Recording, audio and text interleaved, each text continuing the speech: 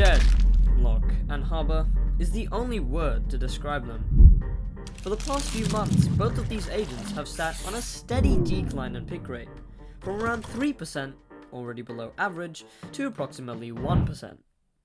This means, on average, you would see a Deadlock or Harbor every 2 in 100 agent picks. Why is this the case? And is this Riot's fault? Let's talk about why these agents aren't picked over others. What makes each agent unique is obviously their 3 abilities and ultimate. So did Deadlock and Harbors just not stand out? Well, yeah.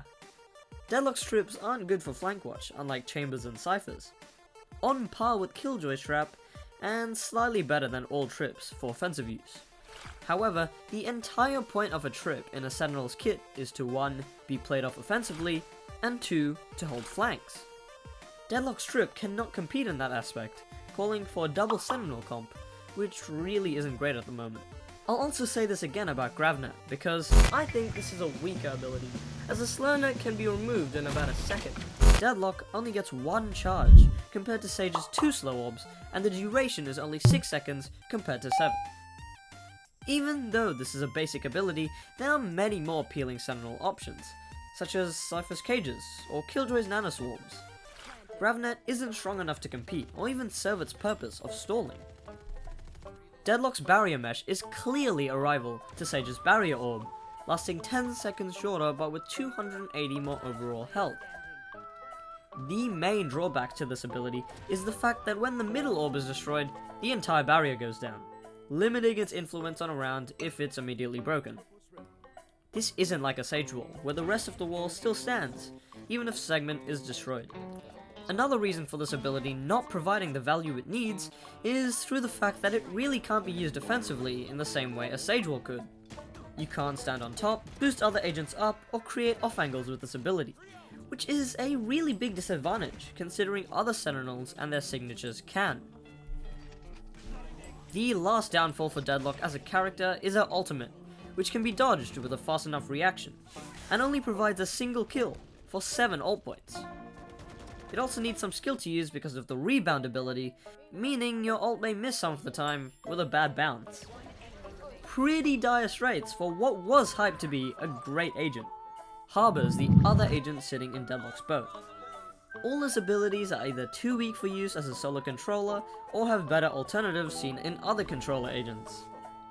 A major example of this is Cove, Harbor's shield, which costs no less than 350 creds, has less health than a Sage wall segment, and a 15-second duration. When paired with Harbor's High Tide, which restocks only every 40 seconds, you get an agent much less suited for defense as a solo controller, and only slightly better for attacking than Brimstone. Viper's wall lasts for 15 seconds at max fuel, and both Brimstone and Omen can stall an entry for 60 seconds and 45 seconds respectively.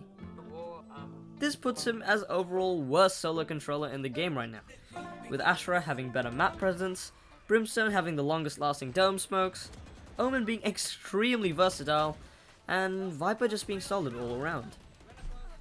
Harbor isn't necessarily a bad smoker, but his kit isn't well grounded on defense. Even though he's quite good on offense and in taking space, Harbor is a pretty boring agent, which can't be ignored because of the fact that most lower ranked players want at least some excitement in their character's abilities. So now, we ask the second question. Is this Riot's fault? Or is it just a learning curve? Is Riot purposely releasing weaker agents like Harbor, Gecko, and Deadlock to compensate for agents like Chamber and Jet?